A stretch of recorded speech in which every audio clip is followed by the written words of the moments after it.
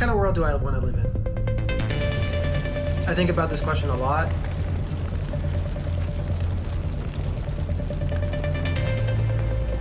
For our generation and for specifically my group of people, which is refugees, the circumstances might dismantle any vision of the future that we have.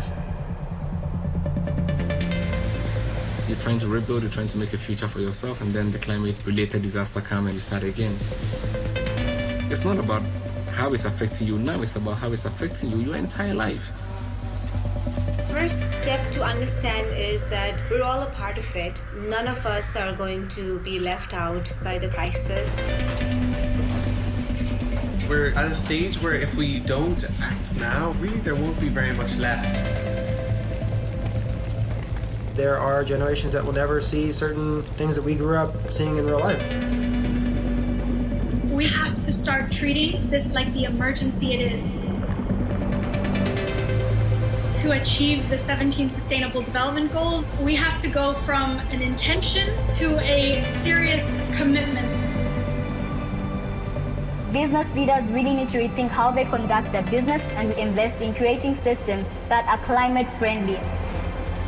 The action I would like to see is accountability. Structures being put in place where countries aren't just asked to do something, but they're kept accountable to the decisions that they make.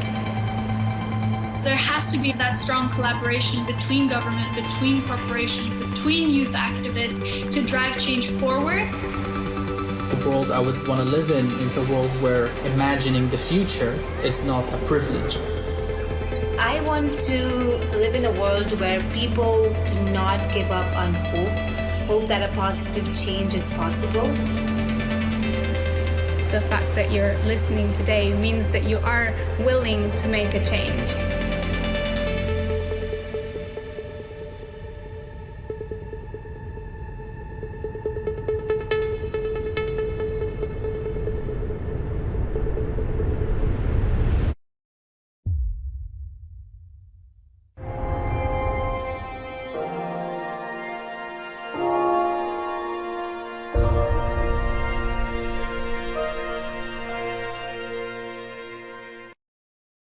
Hello and good morning to you all. My name is Fifi Peters. Before the COVID-19 pandemic, we knew that technology and the fourth industrial revolution could help Africa leapfrog its development. We had been speaking about it for quite a number of years, but the pandemic provided the proof in the pudding that it can be done. And we saw rapid acceleration of digital technologies and adoption over the past 18 months.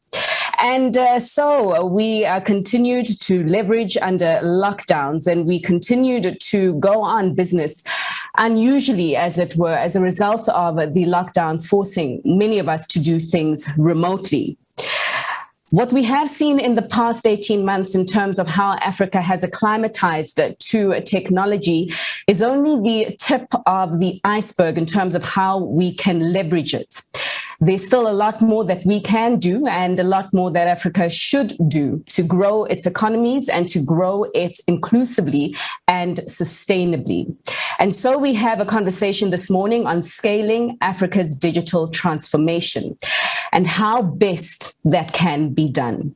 Let me introduce you to the panelists that I will be having this conversation with this morning, beginning with Minister Joseph Mucheru, the Cabinet Secretary for Information, Communications and Technology, Innovation and Youth Affairs of Kenya, Ms. Crystal Rugege, Managing Director of the Center for the Fourth Industrial Revolution of Rwanda, Mr. Ken Hu, the Deputy Chairman of Huawei Technologies, and Ms. Natalie Payida Jabangwe, the Group Digital Executive Officer of Sanlam. Good morning to you all. Good morning. Minister, if you allow me to begin with you, sir, because what we have seen is that Kenya has largely led the region's digital transformation, particularly in the fintech sector. What are your views on how Kenya and the region can leverage digital transformation, sir, to achieve the Sustainable Development Goals? Thank you very much for this opportunity that you've given us to be able to participate. And let me say, technology is dear to us, and I believe is one of the things that really will help Africa leapfrog. So as a country, in order to be able to leverage the technologies and all the new areas that are coming up, we must ensure that we have the right policies in place and strategies that can then be used as the roadmaps to implement and for people to see how the governments are looking at this area and how we can be able to proceed and grow. So as Kenya, we are very happy first that we have a very large youth dividend. I think we have 75.5% of our population being just youth. So these are 35 million under the age of 35. They are very technology savvy, and we've seen that we can use the technology to be able to work with them, whether it is in creating jobs, whether it's in being able to provide the services that are required, whether it is for education, for entertainment. These have been very key for us. And so even at an early age, we have ensured that within the schools, we have the right curriculum, we've put in the right infrastructure so that they can already begin to interact and engage with the technologies. Within government, we're ensuring that many of our services are now going digital, so that other than even the ID, where we're putting a digital ID, we're ensuring that government services can be offered across the country from wherever you are, just using the technology. So laying of the infrastructure such as fiber, 4G, 3G technologies across in terms of networks, it is critical. So we as a government want to work very closely with the private sector, and to be able to do that, we must have the right policies on how they can, the private sector can invest, protect their investment, and be able to grow and continue to innovate in the ways that are necessary. So these are the things that we are putting in place as government. We have worked closely with the rest of the region and the continent under the Smart Africa initiative, and within that, we have planned the digital economy blueprint. Our president launched that in Kigali, and we're working now with many of the other countries that have different blueprints that we're using for rolling out, so that, for instance, for our citizens, there is no roaming charges when you go to the initial 37 countries. You can be able to use your number, so you don't have to be a different person when you go to each country and change your SIM card, mobile money interoperability from one country to another, and really with the continental free trade area, within Africa, we're talking 1.3 billion people. Then we have a great market and opportunity to be able to leverage and grow. So these are some of the areas that we're looking at, and really the collaboration and partnerships that we have are allowing us to be able to move that much faster and leapfrog. Thank you very much. Thank you, Minister. And suppose staying in the region and in Rwanda specifically, where it is now home to the Center for the Fourth Industrial Revolution, thanks to the collaboration between government, between the Ministry of ICT and Innovation, as well as the World Economic Forum. And so, Crystal, I'd like to ask you if you could just share your view on how the Rwanda Center for the Fourth Industrial Revolution is shaping the digital transformation in Rwanda and the region. Thank you so much, Fifi, and good morning to my fellow panelists. It's a privilege to be a part of this important discussion. So, as you mentioned, I'm leading a new entity called the Center for the Fourth Industrial Revolution here in Rwanda, and we are part of a global network of 13 centers around the world that were established by the World Economic Forum and in partnership with the government, host governments around the world. So the Rwanda Center and really broadly the Center Network, what our mission mission is to really ensure that the fourth industrial revolution is not just a revolution that benefits the privileged few, but really all of society. And so how do we do this?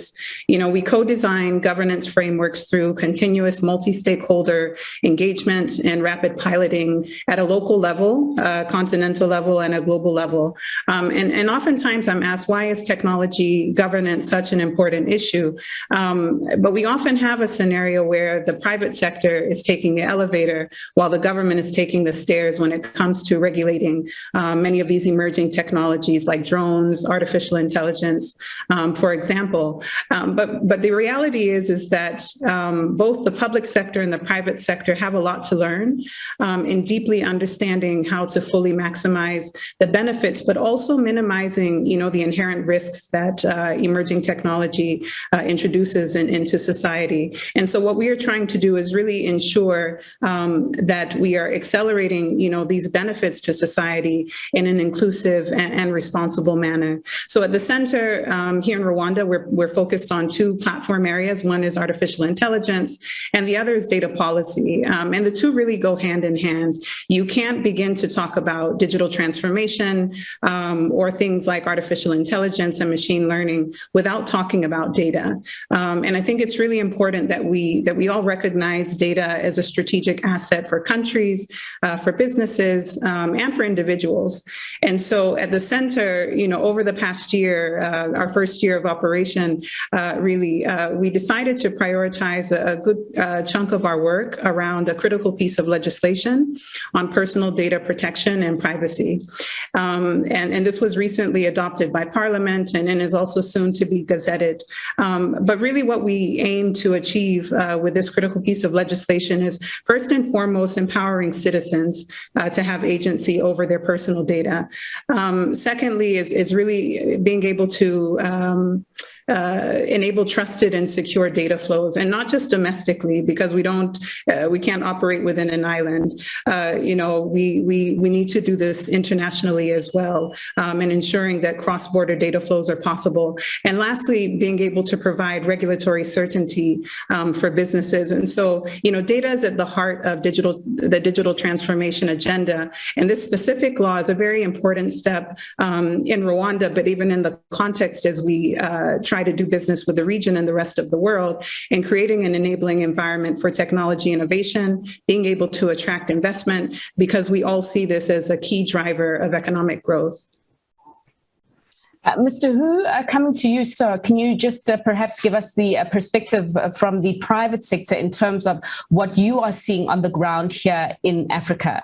Because Huawei is working closely with a number of African partners in its attempt to accelerate the level of digitization, as it were. I mean, you have brought 5G to many parts of the continent, including here in South Africa. So for that, I thank you.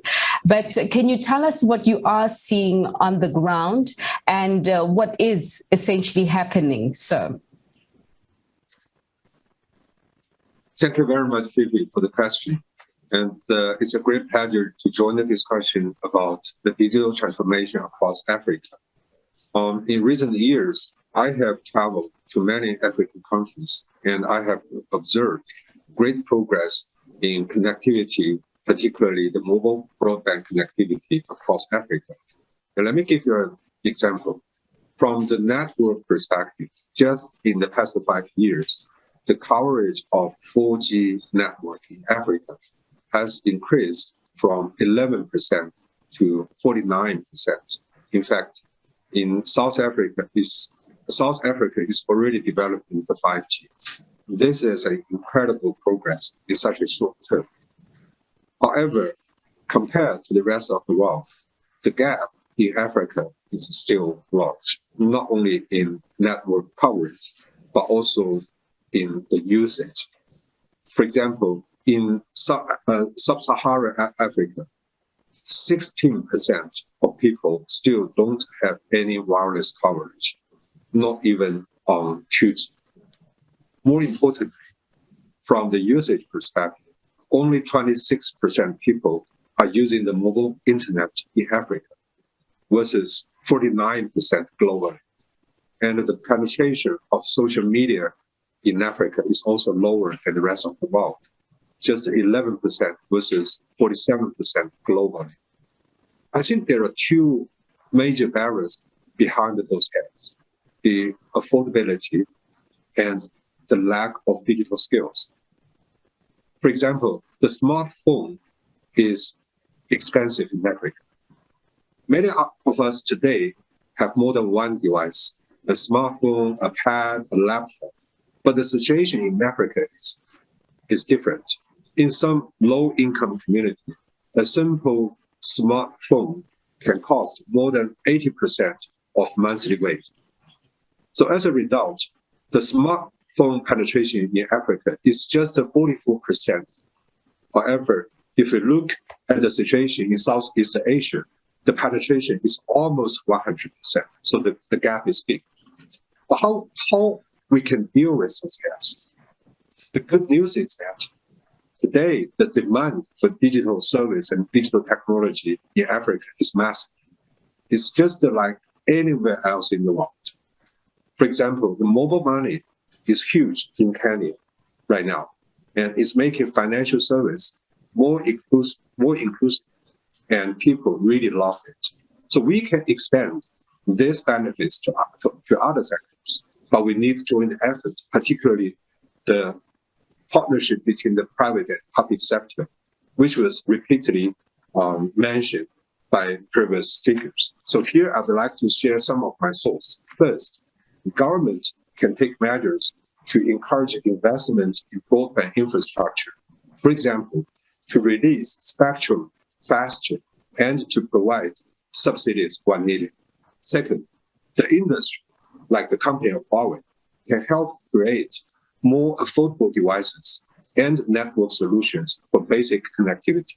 And finally, to improve the digital skills, the public and private sectors need to work together to improve digital curriculum in school and provide training in remote regions. So generally speaking, the digital demand in Africa is massive. The progress is incredible. However, more joint effort is needed to further promote the digital transformation across Africa. Thank you. Thank you. To promote the digital transformation and also to narrow the present digital gap. Natalie, to come to you for your opening comments, ma'am. Just in terms of the mushrooming of the fintech and insurtech industries that we have seen throughout the course of the pandemic, could you please give us your take on digital transformation as it does pertain to your sector in terms of financial resiliency as well as prosperity? Fifi, thanks very much indeed. I think it goes without saying that the role of digital transformation in Africa should really drive shared equity and shared prosperity. I think there are two things that really spurring digital transformation in Africa. And first and foremost, that is the advancement in the digital infrastructure. And that is also the changing consumer trends. The advancements in digital infrastructure is the penetration of more digitally enabled devices. And I think access to internet penetration has fundamentally changed how our consumers globally, not just on the African continent, consume, transact, communicate, live, and basically get on their day-to-day basis. And I think it goes without saying that as a result of these changes, private sector has been forced to deliver its services in a transformed way. And that has really ushered us into the fourth industrial revolution. On the African continent specifically, I think we have leapfrogged where we had not fundamentally developed on the basic infrastructure architecture, which is your access to home broadband. And I think although we're predominantly on feature phones and are using USSD capabilities, it goes without saying that just that has allowed Africa to innovate in very, very different ways to the rest of the world. In comparison, I think where we are is probably where China was 20 years ago. And there is drive and scope, given that Africa by 2050 will be the fastest growing continent in the world and will have the propensity in terms of demographic representation of the youngest population on earth. And now if you have a look at that, And these consumer trends that I'm talking about, there is no continent that is readier than Africa, in my perspective, to be able to deliver on this. And so private sector, particularly telcos, have been moving very quickly into adjacent value chain industries, typically mostly financial services, and disrupting how financial services is accessed by the masses and by the populace. And there's been the rise of mobile money that we speak about, delivering financial services in a way that banks failed to deliver in 100 years.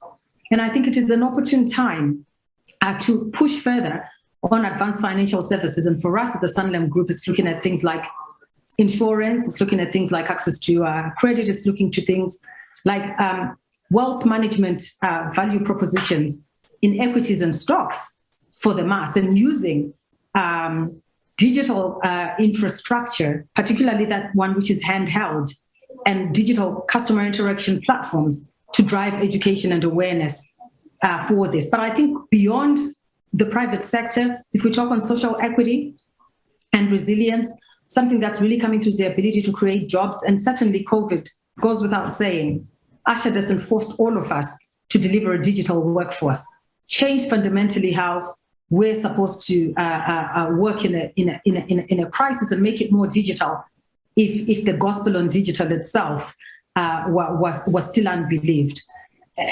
But also, I think when we talk about resilience, it's the ability now to use digital even further beyond financial services into climate action, tearing up our actions as consumer citizens into the transactions and into the way that we actually drive commerce and enabling trade. And I think Mrs. Crystal Rugege spoke about that, and our Honourable Minister already talked about that, and how it is important to use digitization as that unique identifier that actually drives further commerce on the continent.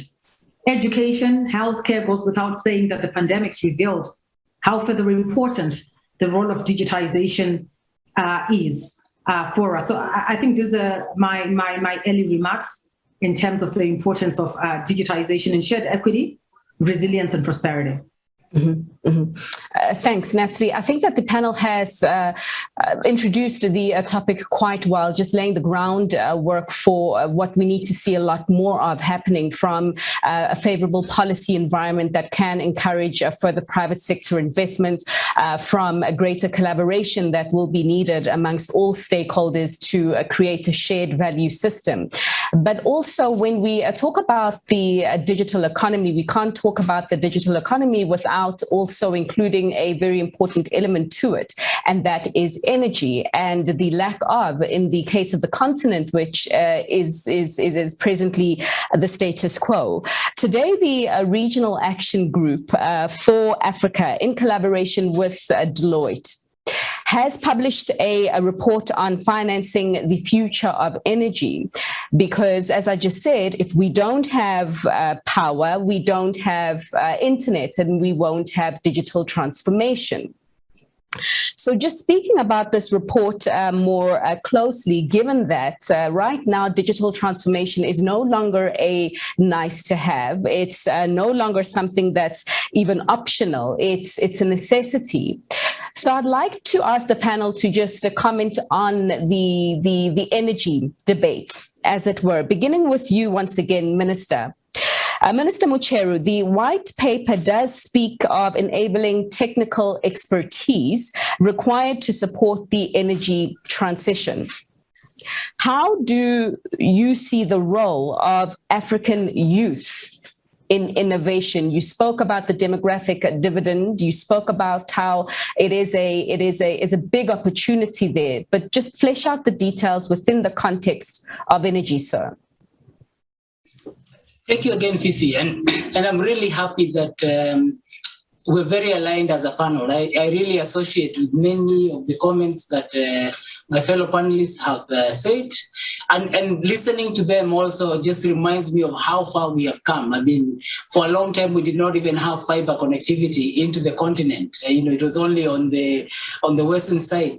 And now we're talking about energy and power and devices. We're talking about smartphones. We're talking about 5G. It's really a great conversation. And so again, I want to thank the World Economic Forum just for making this conversation happen. Before I joined the government, I was working at Google, and I was the head of Google Energy in Africa. And part of the reason that Google was in Africa, initially we were looking at deployment and getting as many people online as possible. And we identified that power was one of the critical ingredients that was needed to be able to grow the use of the internet. And not just power, but reliable power and affordable power. And so during that time, we even put in investments in wind power in Kenya, solar power in South Africa, and so on. And that was, in my private sector days. But I would say coming into government, it's become even more clear that if we do not have power in the rural areas, if our citizens don't have access, not only will they be unable to study and have their own micro businesses and all the things that are required, but they'll be left out in this digital transformation. So I would say one of the big investments that our government here in Kenya has done is really to get us over 80% people now connected to the grid, moving from about 35%, because power is that important. But with that, we have seen the growth of use of broadband, the growth of use of technology across the country. And if we had not put that investment, we would not have seen the kind of, I would say, stability and ability to grow that has been there during this COVID-19 pandemic period, where people have sometimes been in lockdowns, they've not been able to travel, and they've been able to leverage and use technology significantly.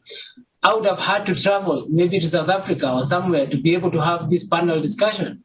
But here we are saving time, saving money, and really the investment in energy is very critical. We look at the new areas of investment in our sector. For instance, Bitcoin mining or cryptocurrency mining, all these are linked to power. But we need to go into areas where we consume as much power in manufacturing and in all the other sectors so that the cost of this power comes down. There's no smartphone right now that does not require to be charged on a regular basis. And the challenge many of our citizens have is because there's no access to power, then they will buy maybe a feature phone that will last them maybe a week or two before they get to a place where there's power.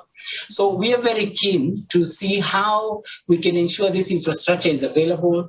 Our young people now have started using mobile phones, their laptops, tablets, working online.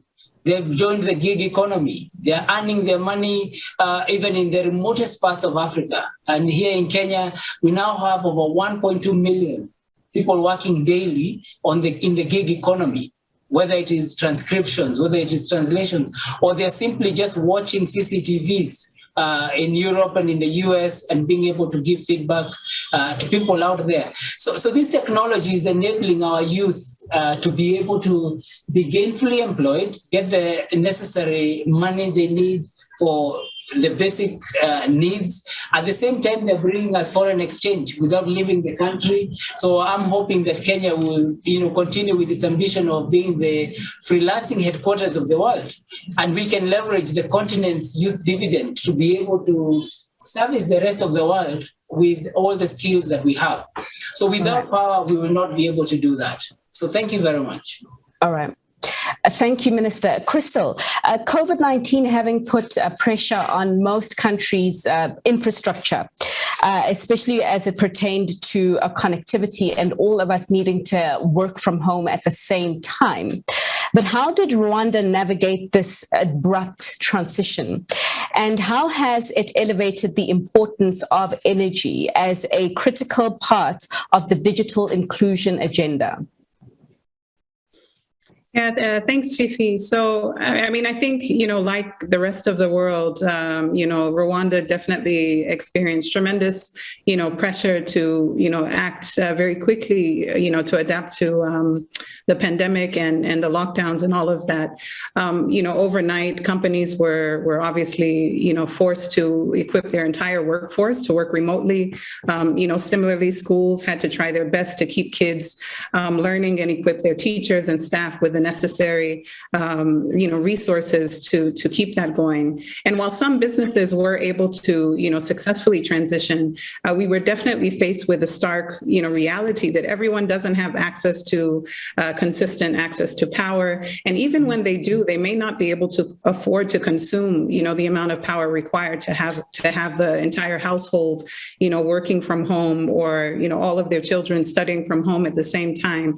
And so I think what the pandemic has done, for us in Rwanda, very much like the rest of the world, it's amplified the severity, of the consequences that are caused by energy inequity. But I think that the good news is that from a policy perspective, it has demonstrated the urgency with which governments must act, to provide access to affordable power, which then lends to affordable connectivity and also affordable devices, as Honorable Minister already alluded to. This is really what we need to move full steam ahead with the digital transformation agenda. And so I think, it's really important that we see equitable access to power as an imperative, really, if we are to deliver on the digital transformation agenda. Mr. Huso, just given the unprecedented experience and demand for energy resources over the past 18 months and also going into the future, what are some of the challenges you are seeing on your end, and how is your industry planning to address this?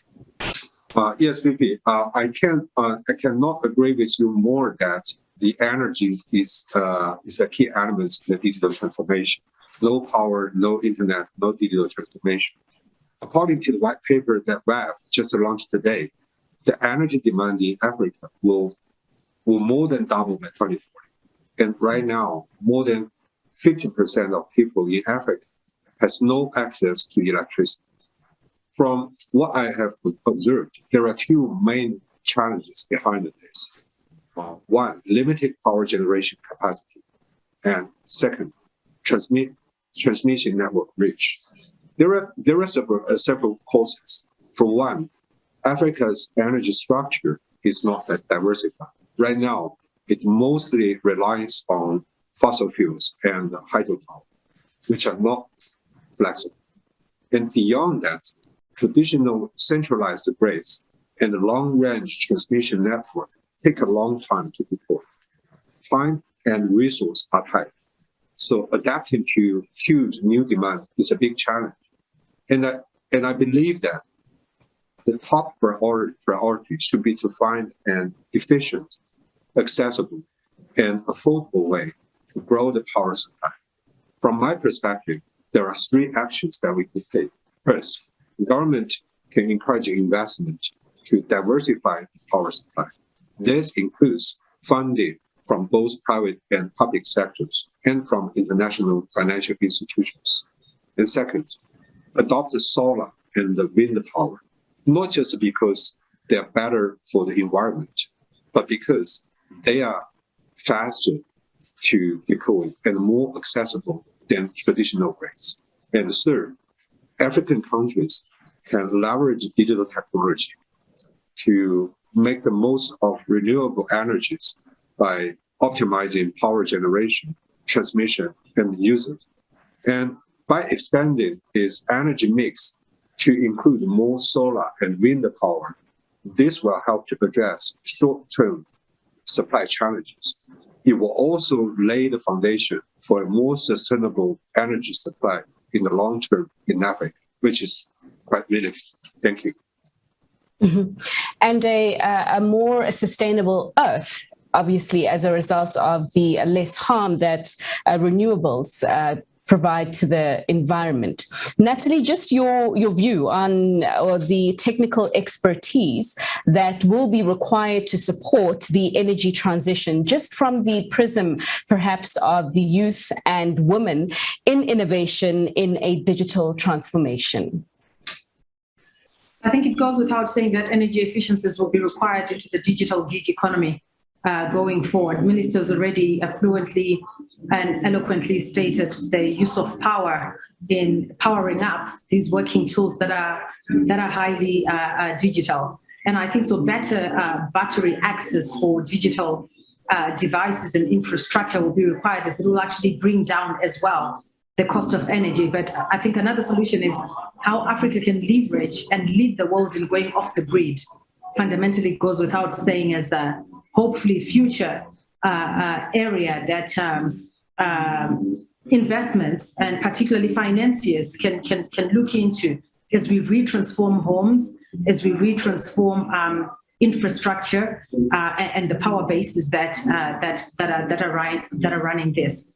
But maybe with regards to the youth, I think what is really important about the digital opportunities that are well presented, especially with COVID, is the opportunity for the youth who are more tech savvy or the digital natives to be able to leapfrog on this to further transform and to create innovative solutions that can actually drive particularly our continent into the future.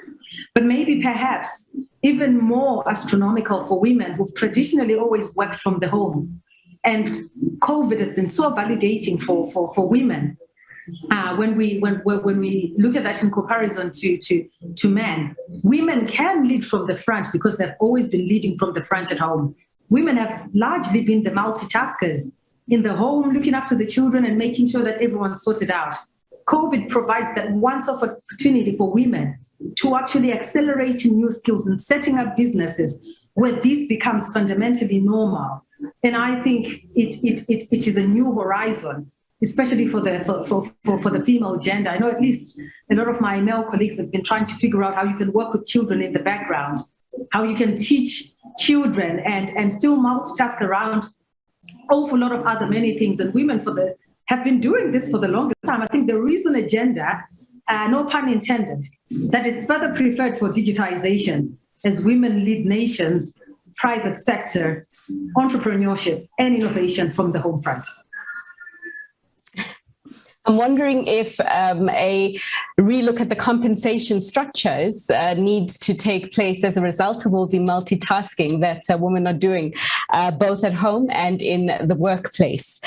But we have 8 minutes left for this discussion, and I'd like to get some concluding remarks from the panel. Could I ask that we keep our concluding statements to 2 minutes each, just in the interest of time? Minister Joseph, just your key takeaways that you'd like to leave us with, and perhaps speaking more closely to that collaboration you mentioned within the context of the Africa Free Trade Area deal here on the continent.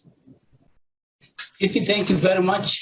I would say there are two things that are important. As we go into the technology space, we must be able to work together. And this is particularly when you look at some of the key challenges like cybersecurity, which affect us, fake news, and so on. These are key areas that without collaboration, we cannot be able to deal with those, whether it is people trying to hack, espionage, and so on. But I believe that we are poised as a continent now to be able to also innovate and start exporting technology to the rest of the world. We're exporting labor in terms of our young people so that they can be able to earn a living, but also contribute to the global digital economy.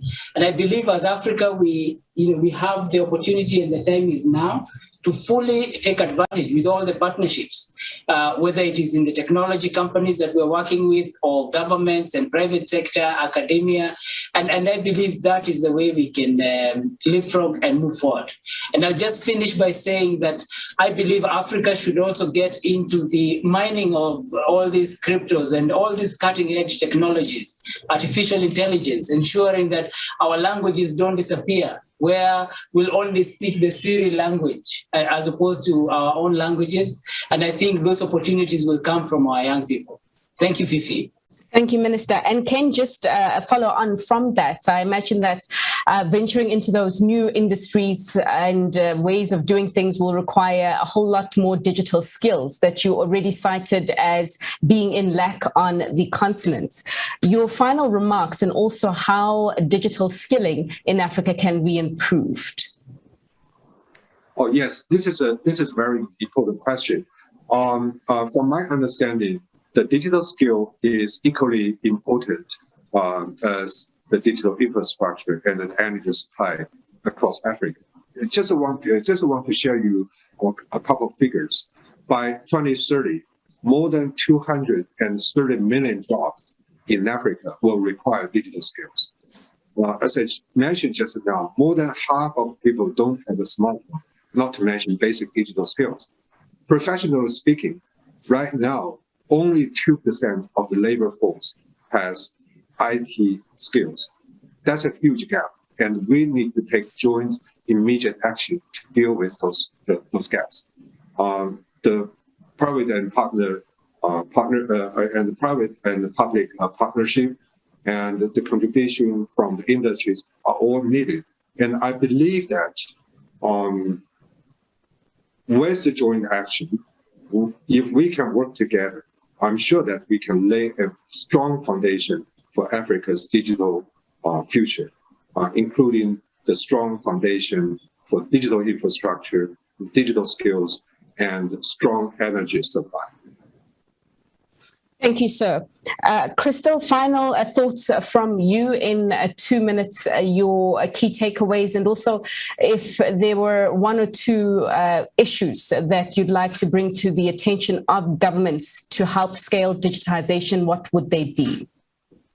Yeah, let me just focus on emphasizing the importance of data as a strategic asset and really making sure that the audience and particularly governments sees this as a priority. So, if we really want to fully harness the benefits of the digital transformation agenda as a continent, we need a coordinated data strategy. We need an interoperable data regulation environment, and we also need harmonized data sharing frameworks. And so, I would just like to invite policymakers, private sector leaders, the young innovators we have with us, researchers to connect with the center as we aim to shape Africa's data governance landscape, starting with Rwanda, to be more inclusive, more progressive, and more secure, so we can all accelerate our collective ambitions towards becoming a technology-driven economy. Thank you. Thank you. Natalie, final thoughts from you, perhaps also in the same vein, you can share one or two takeaways that some of your colleagues in the private sector can work on to scale us up. Oh, fantastic. Maybe with huge focus on the private sector is how technological capabilities become a fundamental bedrock on the economic development of Africa. And I think with broad focus on the Africa Free Trade Continental Agreement is how we can drive synergies across the continent. I think data has already been mentioned, unique identification on how we can cross-pollinate access to trade and commerce across the region, but also investment into education and awareness. I think Mr. Hu pointed on the importance of skills and how governments can actually also further STEM education, particularly, and not just the traditional education, but leveraging on the demographic opportunity that the minister pointed on, which sits in the youth bulge that Africa is sitting with. And then I think goes without saying how private sector can really drive an ecosystem driven approach across all the value chains by investing in technological capabilities that drive not just return to equity for investors, but shared social equity as well, so that we're all winning as one. Thanks very much indeed. And thank you. Thank you to you all for your insights. I think that's wonderful ideas on the table. It seems like in general, everyone knows what needs to be done to really scale up the level of digital transformation on the continent. But what did feature quite prominently in what all of you have said this morning is the importance of a collaboration and strengthening the ties in moving forward together. That is certainly something that will be important even at the African Union level for it to even achieve its goal, its target of creating a single digital market by 2030. I look forward to watching the development unfold as a practitioner in the media because the failure to act and to act now, as the Minister Joseph has said, only risks economic isolation for the continent and stagnation. But I'll leave it there, and thank you once more for your valuable time and for your valuable insights, and also thanking the audience who has been listening to this conversation that has been streamed. Thank you for giving us your morning as well.